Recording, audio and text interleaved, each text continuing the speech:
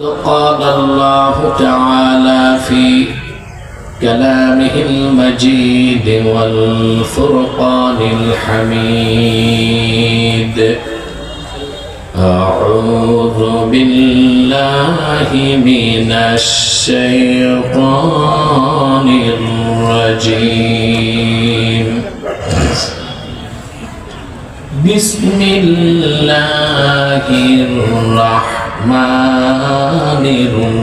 الرحيم يا أيها الناس كلوا مما في الأرض حلالا طيبا ولا تتبعوا خطوات الشيطان إنه لكم عدو مبين إنما يأمركم بالسوء والفحشاء وأن تقولوا على الله ما لا تعلمون صدق الله العظيم وصدق رسوله النبي الكريم ونحن على ذلك من الشاهدين والشاكرين والحمد لله رب العالمين إن الله وملائكته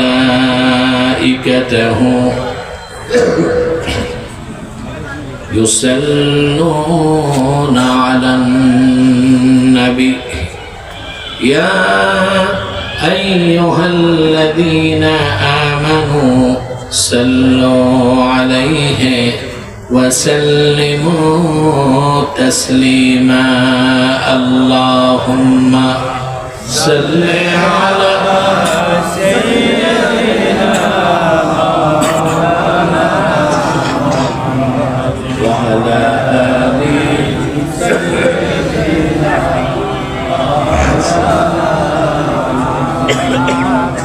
আপনারা এতগুলো মানুষ দরুদ সালামের আওয়াজ নাই কেন? সমস্যা কি অসুস্থতা না কৃপণতা? একটা তো সমস্যা আছে।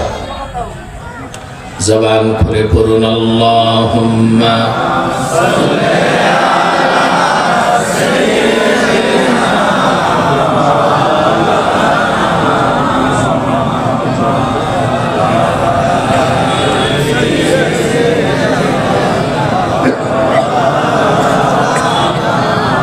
فهو الذي تم معناه وسورته ثم اصطفاه حبيبا بارئ النسم اللهم صل على سيدنا مولانا محمد وعلى آل سيدنا مولانا محمد मदीने की हवा से जन्नती बू आती है खाके पाके मदीना में नूरे जन्नत चमकती है अल्लाहुम्मा सल्ली अला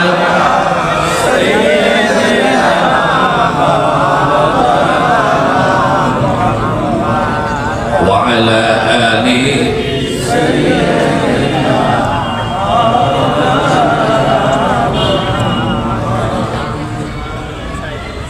محمد رسول الله صلى الله عليه وسلم ختم الله به النبوة وحكما لا نبي بعده بلغ العلا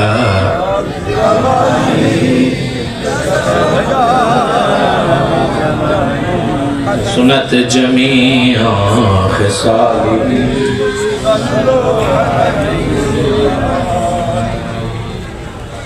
ছয়গ্রাম দারুল হুদা শান্তি সংঘের উদ্যোগে আয়োজিত অষ্টম বার্ষিক তাফসীরুল কোরআন মাহফিলের সম্মানিত সভাপতি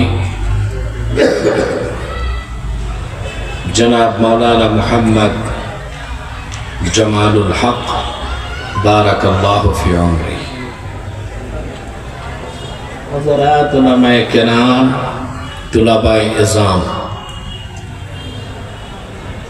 দুপুরবেলা প্রচন্ড ব্যস্ততায় যারা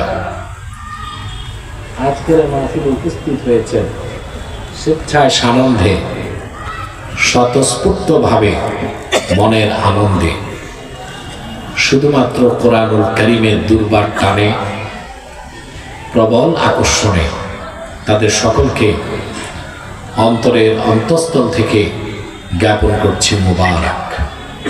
সবটুকুন শুকরিয়া আল্লাহ সুবহানাহু ওয়া তাআলার জন্যে, যিনি আজকের বরকতপূর্ণ মাহফিলে আমাদেরকে আসার বসার তৌফিক মেহেরবানি করে ভিক্ষা দান করেছে। সেজন্য আসুন আমরা সকলে একবার অবনত চিত্তে হৃদয়ের আবেগ অনুভূতি উজাড় করে সমবেত কণ্ঠে বলি আলহামদুলিল্লাহ। অগণিত অসংখ্য দরুদ ও সালাম আল্লাহর সৃষ্টির প্রধান আকর্ষণ, বিশ্বসভার সভাপতি, সকল নবী রাসূলগণের মাথার তাজ, শামসুল হিদায়াত, বদরুদ্দুজা, সাইয়্যিদুস সাকালাইন, ইমামুল মুরসালিন, খাতামুন নবিয়্যিন ওয়াল মুরসালিন, আফতাবে নবুয়ত, শাহনশাহে রিসালাত, সরকারে দো জাহাঁ, সুলতানুল মদিনা, নবিউল আম্বিয়া, হুজুরে আকরম, নূরে মুজাসসাম, নূরুন আলা নূর, সাইয়্যিদিনা হাবিবিনা শফিঈনা মাওলানা মুহাম্মদ সাল্লাল্লাহু আলাইহি ওয়াসাল্লামের উপর আল্লাহ তাবারাকা ওয়া তাআলা যাকে আজ থেকে প্রায় ১,৫০০ বছর আগে প্রেরণ করেছেন সর্বশ্রেষ্ঠ ও সর্বশেষ নবী ও রাসূল হিসেবে, যার পরে আজ পর্যন্ত পৃথিবীতে অবশ্যই কোনো প্রকার এই নবী কিংবা রাসূল অবশ্যই আসে নাই, অবশ্যই এখনো নাই, অবশ্যই কিয়ামত পর্যন্ত আসবে না। সম্মানিত সুধী, আজকে আপনাদের সামনে সূরাতুল বাকারা থেকে ১৬৮ এবং ১৬৯ দুটো আয়াত তেলাওয়াত করেছি। আপনাদের ইহকালীন কল্যাণ, পরকালীন মুক্তির লক্ষ্যে কিছু কথা বলবো ইনশাআল্লাহ। সম্মানিত সুধী, আমি দেখতে পাচ্ছি ক্যান্সারের চেয়ে মারাত্মকভাবে আমাদের সমাজে আজকে ছড়িয়ে পড়ছে সুদ, ঘুষ আর হারাম। মানুষ নামাজ রোজাও করে, সুদও খায়, ঘুষও খায়। অধিকাংশ মানুষের কামাই রোজগারে হারামের জীবাণু ঢুকেছে, সেজন্য তারা নামাজ পড়ে, নামাজ কবুল হয় না। নামাজ কবুল হয় না বলে নামাজও পড়ে, সুদও খায়, ঘুষও খায়। চরিত্রের কোনো পরিবর্তন হয় না। মানুষ চোখের পানিতে বুকটা ভাসায় দেয়, কোনো দোয়া মোনাজাত কবুল হয় না। এর মূলভূত কারণগুলোকে আমি ব্যাখ্যা করবো ইনশাআল্লাহ। আপনাদের ধৈর্য হবে তো? শারীরিকভাবে আমি প্রচন্ড অসুস্থ এবং ক্লান্ত। গতকাল খুব জ্বর ছিল। সিলেটে 2টা প্রোগ্রাম ছিল, দিনে একটা মৌলভীবাজার, রাতে ছিল সিলেট আলিয়া মাঠে। অনেকে দেখেছেন হয়তো বা সোশ্যাল মিডিয়াতে।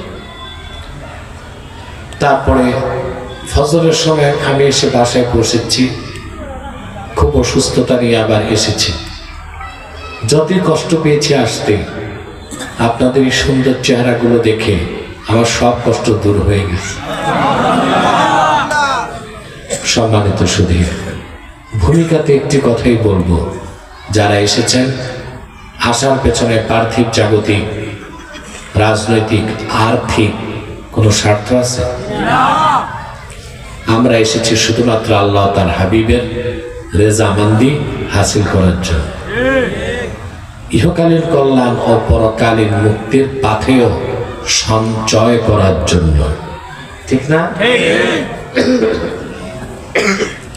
আপনি নিশ্চিত মনে রাখবেন, স্বয়ং আল্লাহ তাআলা আমাকে আপনাদেরকে ভালোবেসেছেন।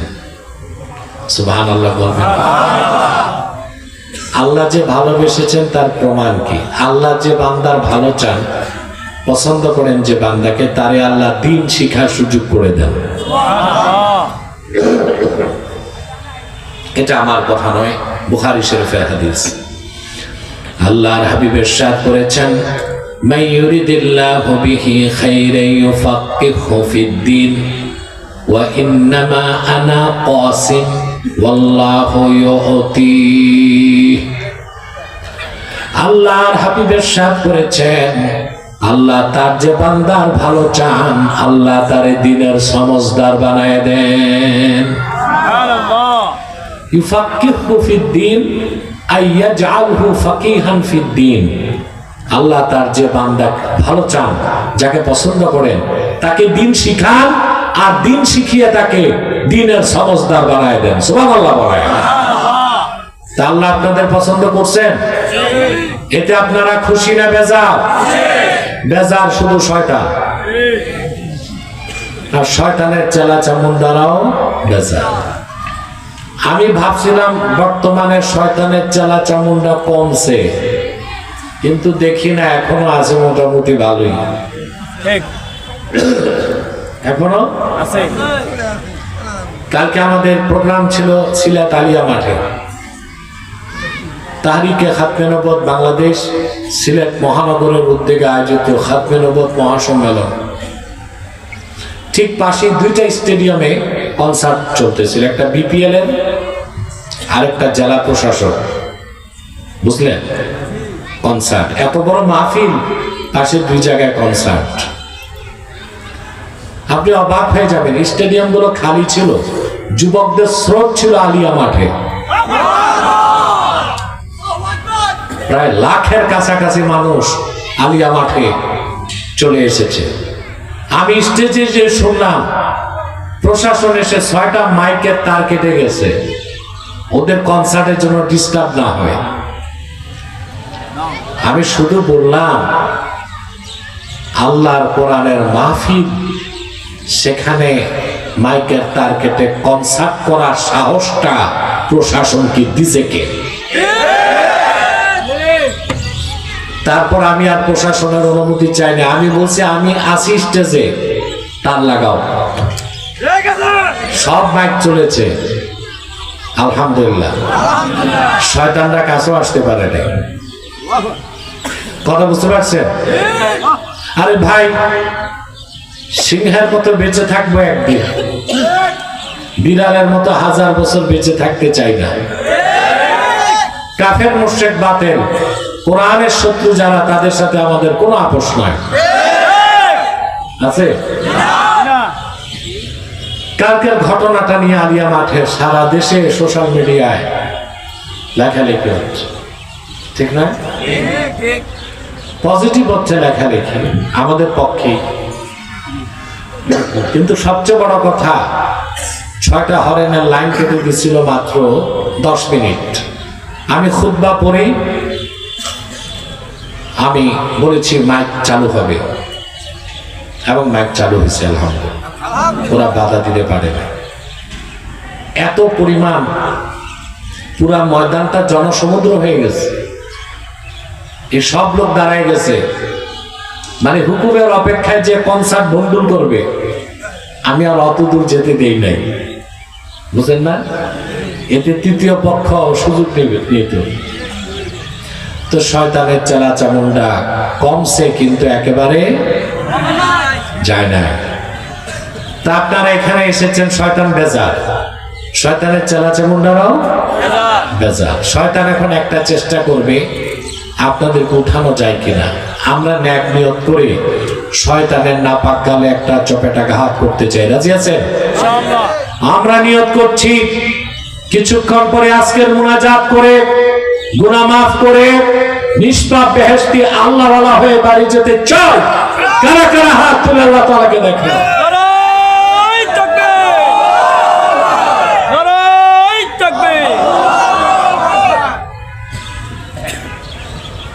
আল্লাহ কবুল করুন। যে ভাইরা দাঁড়িয়ে আছেন, আমি জানি না আপনারা কারা কারা খান বাহাদুর আসাদুল্লাহ নাতিপতি, তবে আল্লাহর হস্তে মাটির মানুষ মাটিতে বসে যান, সামনে যান। সামনে এখনো কিছু জায়গা আছে, আপনার যে সামনে যে বসেন পরিবেশটা আরো সুন্দর হবে। কোরআনের মাহফিলের পরিবেশ যত সুন্দর হবে, আপনাদের কবরকে আল্লাহ আরো সুন্দর করে দিবেন। আসুন তিলাওয়াতের মাধ্যমে মূল আলোচনায় প্রবেশ করছি। আমার সঙ্গে আপনারা তিলাওয়াত করবেন, যেন প্রতিটি বাক্যের, প্রতিটি শব্দের, প্রতিটি অক্ষরের নূর আল্লাহ তাআলা আমাদের সিনায় যেন মানকুশ করে দেন। বলেন আল্লাহুম্মা আমিন। আউযু বিল্লাহি মিনাশ শাইতানির রাজীম। বিসমিল্লাহির রাহমানির রাহিম। ইয়া আইয়ুহান নাসু কুলু মিম্মা ফিল আরদি হালালান তাইয়্যিবা ওয়ালা তাত্তাবিউ খুতুওয়াতিশ শাইতান ইন্নাহু লাকুম আদুউম মুবিন। আল্লাহ পাক বলেন, হে মানব জাতি, কুলু মিম্মা ফিল আরদি হালালান তাইয়্যিবা, এই জমিনে যা কিছু হালাল এবং পবিত্র সেটাই তোমরা খাও। সুবহানাল্লাহ। ওয়ালা তাত্তাবিউ খুতুওয়াতিশ শাইতান, শয়তানের পদাঙ্ক অনুসরণ করো না। ইন্নাহু লাকুম আদুউম মুবিন, নিশ্চয় শয়তান তোমাদের প্রকাশ্য শত্রু। খুব লক্ষ্য করার বিষয়, আল্লাহ হালাল খেতে শুধু মুসলমানকে বলেন নাই, মানব জাতিকে বলছেন। মুসলিম অমুসলিম, আস্তিক নাস্তিক, যত মানুষ সবাইকে আল্লাহর নির্দেশ হালাল খাও, ঠিক না? হালাল খাওয়াটা ইবাদত না? আমরা তো জানি সকল ইবাদত আল্লাহ ফরজ করছেন মুমিনের উপর। ঈমান আনার আগ পর্যন্ত কোনো আমল হতে পারে না। পারে? আগে ঈমান, তারপরে কি আমল। ঈমানবিহীন কোন আমল আল্লাহর কাছে গৃহীত হবে না। আল্লাহ তাআলা বলেন, وَمَن يَبْتَغِي غَيْرَ الْإِسْلَامِ دِينًا فَلَن يُقْبَلَ مِنْهُ وَهُوَ فِي الْآخِرَةِ مِنَ الْخَاسِرِينَ। আল্লাহ রাব্বুল আলামিন বলেন, আর যে ব্যক্তি মুহাম্মদ সাল্লাল্লাহু আলাইহি ওয়াসাল্লামের রিসালাতকে বিশ্বাস করবে না, তার মানে ঈমান আনবে না, তার নামাজ, রোজা, হজ, যাকাত কোন একটা আমল আল্লাহর কাছে গ্রহণযোগ্য হবে না, বরং কাল কিয়ামতের দিন সে ক্ষতিগ্রস্তদের কাতারে শামিল হয়ে যাবে। আগে ঈমান, তারপরে কি আমল। আল্লাহ নামাজ পড়তে বলেছেন মুমিনদেরকে, রোজা রাখতে বলেছেন মুমিনদেরকে, হজ করতে বলেছেন, যাকাত দিতে বলেছেন, হালাল খেতে বলেছেন, গোটা মানব জাতিকে। কেন?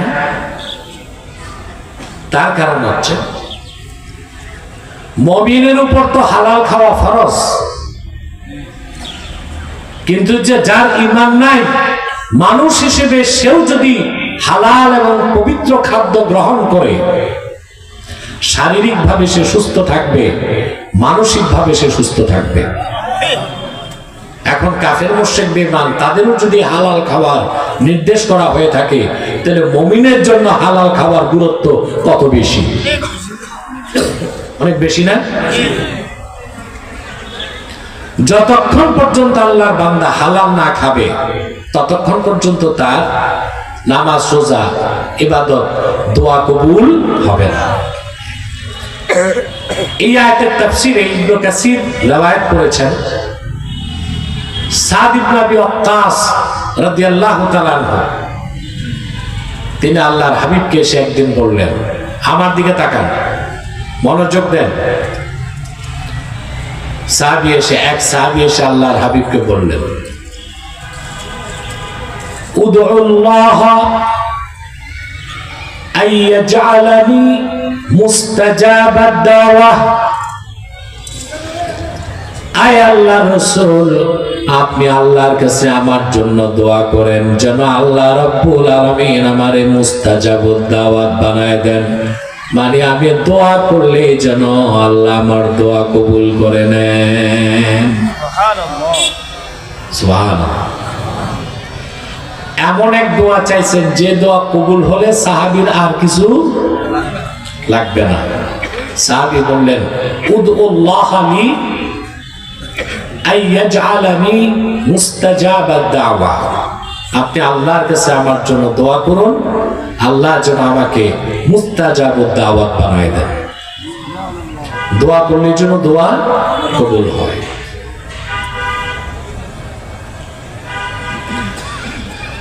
আল্লাহর হাবিব সাহাবীকে একটা আমল দিলেন। কয়টা? আল্লাহর হাবিব বললেন, আতিব মাতআমান ফাতাকুন মুস্তাজাবাদ দাওয়া। আমার প্রিয় সাহাবী, তুমি তোমার রিজিকটারে পবিত্র করো, তুমি মুস্তাজাবুদ দাওয়াত হয়ে যাবা। কি পবিত্র করো? রিজিকটা পবিত্র করো, আল্লাহ তোমারে মুস্তাজাবুদ দাওয়াত বানায় দিবেন। দোয়া কবুলের জন্য দুইটা জিনিস অবশ্যই লাগবে, আকলুল হালাল, সিদকুল মাকাল। কথা সত্য বলতে হবে, রিজিক পবিত্র করতে হবে। সুবহানাল্লাহ। আমি কি কবরস্থানে না মাহফিলে? আপনারা ভুলে গেছেন না মনে আছে? দোয়া কবুলের জন্য কয়টা আমল? আকলুল হালাল, সিদকুল মাকাল। জবানকে পবিত্র করতে হবে, রিজিককে পবিত্র করতে হবে। সুবহানাল্লাহ। আমাদের জবানটাও নাপাক, রিজিকটাও। সারাদিন মিথ্যা কথা বলি, গীবত করি, শিকায়ত করি, গালিগালাজ করি, চগলখড়ি করি, জবান নাপাক। যা খাই, অধিকাংশ মানুষের প্রতিটা লোকমায় সুদ আছে, ঘুষ আছে, চাঁদাবাজির টাকা আছে, দুর্নীতির টাকা আছে। নাই? আছে। নামাজ রোজা আদায় হয়, কবুল হয় না। একটা লোকের নামাজ কবুল হবার পর তার দ্বারা তো গুনার কাজ নিয়মিত হইতে পারে না। পারে? কোরআন কারীমে আল্লাহ তাআলা বলেন, উতলু মা উহিয়া ইলাইকা মিনাল কিতাবি ওয়া আকিমিস সালাতা ইন্নাস সালাতা তানহা আনিল ফাহশাই ওয়াল মুনকার। আল্লাহ বলেন, প্রিয় হাবিব মুহাম্মদ সাল্লাল্লাহু আলাইহি ওয়াসাল্লাম, আপনার উপর অবতীর্ণ কোরআন আপনি তিলাওয়াত করুন, নামাজ কায়েম করুন। উম্মতকে বলে দেন, নিশ্চয় মুমিনের নামাজ তারে সকল হারাম কাজ, অশ্লীল কাজ থেকে রক্ষা করে। কিন্তু বাংলাদেশে দেখবেন 40 বছর যাবত যে লোকটা নামাজ পড়তেছে, ওই লোকটাই আবার সুদ খাচ্ছে, ঘুষ খাচ্ছে, পাল্লায় ওজনে কম দেয়, আরেকজনের খাতে সীমানা ধাক্কাধাক্কি করে। দেখেন না, নামাজ পড়তেছে 40 বছর, কত বছর? 40 বছর। কিন্তু হারাম কাজে একটাও নাই যেটা বাদ দিয়েছে। সুদ খাচ্ছে, ঘুষ খাচ্ছে, পাল্লায় ওজনে কম দিচ্ছে, পরের সম্পদ বেড়ে খাচ্ছে, বিচার আচারে বসলে দুই দিক থেকে বাইপাস করে। মাতবরের কাছে রোজার দিন বিচারের জন্য গেলে কই দিনে ইসরি করি না, রাইতে এসো, কারণ দিনে তো রোজা রাখছে, খাইতে পারবে না, এই জন্য রাতে ডাকে। নামাজ পড়ে তারাবি পড়ে বিচার করতে বসে ঘুষ খায়। আর আল্লাহ গ্যারান্টি দিচ্ছেন আমার যে বান্দা 5 ওয়াক্ত নামাজ পড়বে, নামাজ তাকে গুনাহ থেকে বাঁচাবে। তাহলে বোঝা যাচ্ছে আমাদের নামাজ আদায় হচ্ছে, কবুল হচ্ছে না। নামাজ রোজা দোয়া মুনাজাত কবুলের প্রথম শর্ত হচ্ছে রিজিক পাক, আকলুল হালাল সিদকুল মাকাল। সুবহানাল্লাহ। আরে ভাই, যে তার জবান পবিত্র করবে আর রিজিক পবিত্র করবে, আল্লাহ তারে বেহেশতের উঁচু মাকাম দান করবে।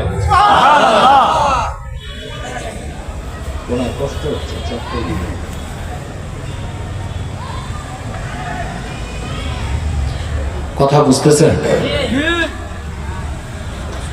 আল্লাহর হাবিব সাল্লাল্লাহু আলাইহি ওয়াসাল্লাম সাহাবায়ে কেরামকে একদিন বললেন, ইন্না ফিল জান্নাতি গুরাফা, আল্লাহর বেহেশতে কতগুলো খাস কামরা আছে, ইউরা যুহুরুহা মিন বুতুনিহা ওয়া বুতুনুহা মিন যুহুরিহা, যে কামরাগুলোর বাহির থেকে ভিতর দেখা যায়, ভিতর থেকে বাহির দেখা যায়। আমাদের মন চায় ওই কামরায় যাইতে। আরে আমি কি মরা মানুষ নিয়ে বসলাম নাকি আজকে? মন চায় যাইতে। فقام أعرابي فقال لمن هذا يا رسول الله, এক বেদুইন সাহাবী দাঁড়ায় গেলেন আর বললেন, ইয়া রাসূলুল্লাহ, ইয়া হাবিবাল্লাহ, বেহেশতের ভিতরে এত সুন্দর কামরাগুলো আল্লাহ রাব্বুল আলামিন কার জন্য রেখেছেন? আল্লাহর হাবিব জবাব দিলেন, লিমান আতাবাল কালাম ওয়া আত'আমা আত-তা'আম ওয়া আদামা সিয়াম ওয়া সাল্লা ফিল লাইলি ওয়ান নাসু নিয়াম। চারটা কাজ, কয়টা কাজ? ফরজ ওয়াজিব সুন্নতের পর এই 4টা কাজ যে করবে, আল্লাহ তাকে শুধু বেহেশত দিবেন না, বেহেশতের ওই দামি কামরাগুলো তারে দিয়ে দিবেন। লিমান আতাবাল কালাম, যে তার জবানকে, কথাকে পবিত্র করলো, ওয়া আত'আমা আত-তা'আম, মানুষকে বেশি বেশি খাওয়ালো, ওয়া আদামা সিয়াম, নফল রোজা বেশি রাখলো, ওয়া সাল্লা ফিল লাইলি ওয়ান নাসু নিয়াম, নামাজ পড়লো তখন লোকেরা ঘুমায় থাকে যখন, ওটা কোন নামাজ? তাহাজ্জুদ। রাসূলুল্লাহ বলেছেন এই 4টা কাজ আমার জন্য করবে, আল্লাহ তাকে বেহেশতের সেই খাস কামরা দান করবে। তাহলে একজন ব্যক্তির বড় বুজুর্গি এটাই যে সে সত্য কথা বলবে আর হালাল খাবে, জবান পাক রাখবে, রিজিক হালাল খাবে। সুবহানাল্লাহ বলবেন। রাসূলুল্লাহ সাল্লাল্লাহু আলাইহি ওয়াসাল্লাম সাহাবীকে শিক্ষা দিয়েছেন, তুমি তোমার রিজিকটা পবিত্র করো, তুমি মুস্তাজাবুদ দাওয়াত হয়ে যাবা। তা আমাদের দোয়া কেন কবুল হয় না বুঝতে পারছেন? আমাদের রিজিক পবিত্র না। আরে ভাই, মুহাম্মদ সাল্লাল্লাহু আলাইহি ওয়াসাল্লামের ঈমানদার উম্মত আল্লাহর কাছে বারবার চাইবে আর আল্লাহ দিবেন না, তা হতে পারে না। বুখারী শরীফের হাদিস, আল্লাহ হাবিব সাল্লাল্লাহু আলাইহি সাল্লামের আপন চাচাতো ভাই আব্দুল্লাহ বিন আব্বাস, ঠিক না? রাসূলুল্লাহ তার একদিন বললেন, ইহফাজিল্লাহ ইয়াহফাজকা তাজিদহু তুজাহাক। সুবহানাল্লাহ। আমার আলেম ভাইদেরকে বলবো, হাদিসের এই মতনটা মুখস্থ রাখবেন, বিপদে পড়লে চিন্তা থাকবে না। ইহফাজিল্লাহ ইয়াহফাজকা তাজিদহু তুজাহাকা, বুখারী শরীফের হাদিস। আল্লাহর হাবিব সাল্লাল্লাহু আলাইহি সাল্লাম তার চাচাতো ভাই ইবনে আব্বাসকে বলেন, ইবনে আব্বাস তুমি আল্লাহর হকগুলো হেফাজত করবা, আল্লাহ তোমার হেফাজত করবেন। সুবহানাল্লাহ। আরে মুসলমান, রাসূলুল্লাহর এই হাদিসের ওজন কত বেশি তুমি টের পাও না। ইহফাজিল্লাহ ইয়াহফাজকা তাজিদহু তুজাহাকা, তুমি আল্লাহর হেফাজত করবা, আল্লাহ তোমার হেফাজত করবেন। বিপদে যখনই পড়বা আল্লাহকে সামনে পাইবা। সুবহানাল্লাহ। তাজিদহু তুজাহাক, তিরমিজির riwayate আসছে আমামাক, যখন তুমি আল্লাহর সাহায্য চাইবা আল্লাহকে সামনে পাইবা। সুবহানাল্লাহ সুবহানাল্লাহ। আসেন একটা ঘটনা শোনাই, বিরক্ত হচ্ছেন না তো? ইমাম ফখরুদ্দিন রাজি তাফসীরুল কবীরের মধ্যে ঘটনাটা লিখেছেন। রাসূল কারীম সাল্লাল্লাহু আলাইহি সাল্লামের জলিলুল কদর সাহাবী হযরত যায়েদ রাদিয়াল্লাহু তাআলা নাম শুনছেন না? আবু বকর সিদ্দিকের নাম কোরআন কারীমে নাই, কিন্তু যায়েদের নাম সুবহানাল্লাহ। সিদ্দিক আকবরের নাম কোরআন কারীমে নাই, সিদ্দিক আকবরের প্রসঙ্গ আছে, বুঝেন নাই? লা তাহজান ইন্নাল্লাহা মা'ানা, সিদ্দিক আকবরের প্রসঙ্গটা কোরআন কারীমে আসছে, কিন্তু হযরত যায়েদের নামটাই এসেছে, জলিলুল কদর সাহাবী। তিনি একদিন মক্কা থেকে তায়েফ যাচ্ছেন। কোথায়? ওনার সঙ্গী ছিল এক মুনাফিক। মুনাফিক বুঝেন? যার বাহিরে তোমরা বসবা বাবা, আপনারা কি বলেন? বৈশালাও না, বসে যাও না, বললো বৈশালাও, বৈশালাও বলছে, এটা আনফুলি বয়ালাও।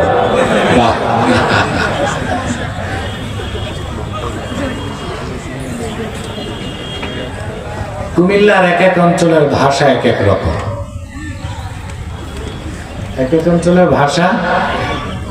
ওই দেখি কোথাও কুমিল্লা পুলিশে বলে হুলুস, কোথাও হুলিশ, কোথাও পুলিশ, ঠিক না?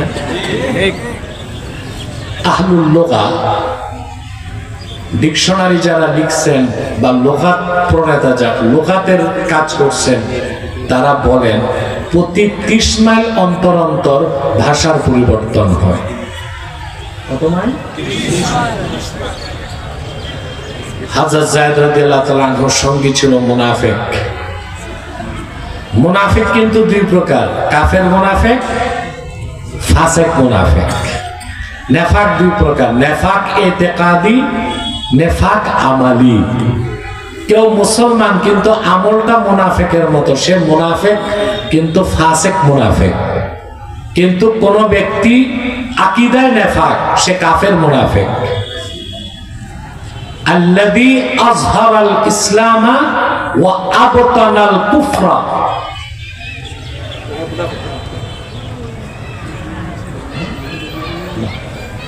কথা বুঝতেছেন? আম্মাল মুনাফিকুল কাফির ফাহুয়া আল্লাযী আযহারাল ইসলামা ওয়া আবতানাল কুফরা, যে বাইরে দেখায় আমি মুসলিম, ভিতরে কুফরি, সে হচ্ছে কাফের মুনাফিক। আমাদের দেশে বলবা ঠিক না, রাজনীতিবিদদের মধ্যে অধিকাংশই ফাসিক মুনাফিক, কিছু আছে কাফের মুনাফিক, ঠিক না? মুনাফিকের সব আলামত তাদের মধ্যে পাওয়া যায়। ইযা তুমিনা খানা ওয়া ইযা হাদাসা কাযাবা ওয়া ইযা আহাদা গাদারা ওয়া ইযা খাসামা ফাজার। যখন আমানতদার বানানো হয় খেয়ানত করে, কথা যখন বলে মিথ্যা বলে, ওয়াদা করলে ভঙ্গ করে, তর্ক লাগলে গালিগালাজ করে না? এরা যখন পার্লামেন্টের দায়িত্ব নেয়, শপথ পাঠ করে ওয়াদা করে দেশের বিরুদ্ধে কাজ করবে না, কিন্তু ক্ষমতায় গেলে লুটপাট করে টাকা বিদেশে পাচার করে। কথা যখন বলে মিথ্যা বলে, বলে আপনাদের জন্যই তো রাজনীতি করি, আপনাদের সেবা করতে। এর চেয়ে টাটকা মিথ্যা কথা আছে নাকি? যখন ওয়াদা করে ওয়াদা ভঙ্গ করে, নির্বাচনের আগে আপনাদের হাজারো আশ্বাস দিবে, গোলা ধানে ভরে দিবে, পুকুরগুলো মাছে সোনার চামচে রূপার বাটিতে 3 বেলা আপনাদের দুধ ভাত খাওয়াবে। পাশ করার পর দেখা যায় ছাই আর মাটিও পান নাই। ওয়াদা খেলা করে। 4 নাম্বার, এরা যখন কথা বলে, ঝগড়া করে, অশ্লীল বাক্য বিনিময় করে। এটা সবচেয়ে বেশি দেখা যায় সংসদে। এক এমপি আরেক এমপির 14 গোষ্ঠী উদ্ধার করে। বাংলাদেশে যারাই নেতৃত্বে যায় অধিকাংশই মুনাফিক। সেজন্য বাংলাদেশের ভাগ্যের কোনো পরিবর্তন হয় না। 3 লাখ মসজিদ আছে, 10,000 মাদ্রাসা আছে, 1,98,000 পীর সাহেব আছে দেশে। জি, এটা আগের সরকার জরিপ করে গেছে। 1,98,000 এক এক জেলায় কয়েকজন চিন্তা করে।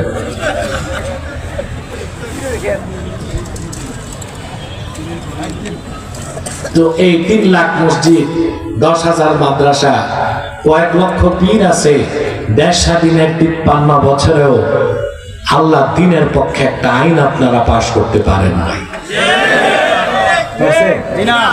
কারণ আপনারা জনগণ 14 কোটি মুসলমান, বা ডিপ স্টেট, রাষ্ট্রের মূলে কারা? 1870 জন দেশ চালায়। কতজন? ডিপ স্টেটে যারা থাকে। আমার দৃষ্টিতে ছোটখাটো অফিসার, ইউএনও, টিএনও, এগুলো নিয়ে 3,000 ধরেন। কত? বাংলাদেশটা চালায় মাত্র 3,000 মানুষ। এর মধ্যে 64 ডিস্ট্রিক্টের 64 পুলিশ সুপার আছে, 64 জন ডিসি আছে, ইউএনও আছে, টিএনও আছে, সচিব আছে, আমলা আছে, কামলা আছে, এমপি আছে, মন্ত্রী আছে। গুনে দেখবেন 3,000-এর বেশি না। 3,000-এর বেশি নাই। কিন্তু মুসলমান আছেন কত কোটি? 14 কোটি। 3,000 যারা আছে রাষ্ট্র পরিচালনায়, দূরবীন দিয়া খুঁজো, খাঁটি ইমানদার একজনও পাবেন না। হয় কাফের মুনাফিক, না ফাসিক মুনাফিক।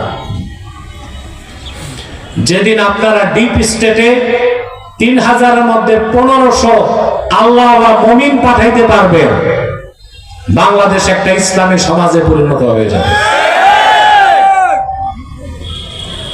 আপনাদের নেতৃত্ব মুনাফিকদের হাতে, এই জন্য আপনারা পিছিয়ে পড়েছেন। আমি বলে থাকি, উদাহরণ দিয়ে থাকি, একটা বাস, এটা বিপাড়া না, বুড়িচক, এখান থেকে চট্টগ্রাম যাবে, বিলাসবহুল বাস আছে না এখন, মার্সিডিজ, স্ক্যানিয়া, ভলভো। তো 40টা সিট, সামনে 10 জন পিসাব বসছে, তারপর 10 জন মুহাদ্দিস, তারপর 10 জন সুফি দরবেশ, তারপর 10 জন সেলিব্রিটি বক্তা। বাসে সব কি আউলিয়ায়ে কেরাম। শুধু ড্রাইভিং সিটে যে বসছে সেই ইয়াবাখোর, এক নেশাখোর, গাঁজা খায়। বাস কি নিরাপদে চট্টগ্রাম যাবে? তা আপনারা লাখ লাখ আলেম আছেন, 3 লাখ মসজিদ আছে, 10,000 মাদ্রাসা আছে, স্টিয়ারিং যাদের হাতে, অধিকাংশই তো মুনাফিক। সেজন্য আপনারা প্রপার ডেস্টিনেশনে পৌঁছতে পারেন। বলছিলাম মুনাফিকের কথা। মুনাফিক দুই প্রকার, কাফের মুনাফিক, ফাসিক মুনাফিক। যায়েদ রাদিয়াল্লাহু তাআলা আনহুর সাথে যে ছিল ওটা ছিল কাফের মুনাফিক। দুজনেই তাইফ যাওয়ার পর পাহাড়ের এক গুহাতে যে হযরত যায়েদ বিশ্রাম নিতে যে ঘুমায় পড়ছে। না, বুঝতেছেন?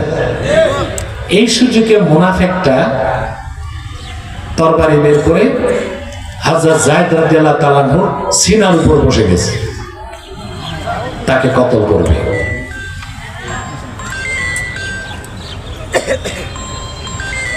হযরত যায়েদ বলেন, ভাই তুমি না আমার সঙ্গী? বলে, না, তোমরা যে মুনাফিক বলো না, আমি সেই মুনাফিক। আমি মুসলমান না, আমি ঈমান আনি নাই, এমনি প্রকাশ করছি আমি মুসলমান। বলে, ভালো কথা, তুমি মুনাফিক, তা আমাকে হত্যা করতে চাও কেন? তো সে জবাবটা কি দিছে দেখেন। ইন্না রাসূলুল্লাহি সাল্লাল্লাহু আলাইহি ওয়াসাল্লাম ইউহিব্বুক ওয়া আনা উবগিদুহু। মুহাম্মদ সাল্লাল্লাহু আলাইহি ওয়াসাল্লাম তোমাকে স্নেহ করেন, আর আমি মুহাম্মদ সাল্লাল্লাহু আলাইহি ওয়াসাল্লামের সাথে দুশমনি রাখি। তোমাকে হত্যা করলে মুহাম্মদ সাল্লাল্লাহু আলাইহি ওয়াসাল্লাম কষ্ট পাবেন, এটাই আমার স্বার্থ।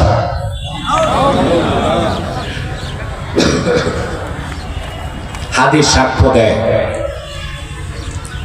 হযরত যায়েদ দেখছেন মৃত্যু ধেয়ে আসছে, সাহায্যকারী কেউ নাই। আকাশ পানে তাকায়া হযরত যায়েদ আল্লাহকে ডাক দিয়েছেন, আগিসনি ইয়া রহমান, হে রহমান, তুমি ছাড়া কেউ তো আমার সাহায্যকারী নাই, তুমি আমারে সাহায্য করো। সুবহানাল্লাহ। বাস এতটুকু, একবার আল্লাহর কাছে সাহায্য চাইছে। তাৎক্ষণিক দূর থেকে ধমকের আওয়াজ। মুনাফিককে বলা হচ্ছে, লা তাকতুলহু, তাকে কতল করো না। দ্বিতীয়বার আবার ধমক, তৃতীয়বার আবার ধমক। কথা শুনতেছেন? মুনাফিক তরবারি রেখে হাত পা বাঁধা হযরত যায়েদের। পাহাড়ের গুহার বাইরে এসে দেখে সবুজ পোশাক পরা এক লোক ঘোড়ার উপর সওয়ার, মাথায় সাদা পাগড়ি, হাতে তরবারি।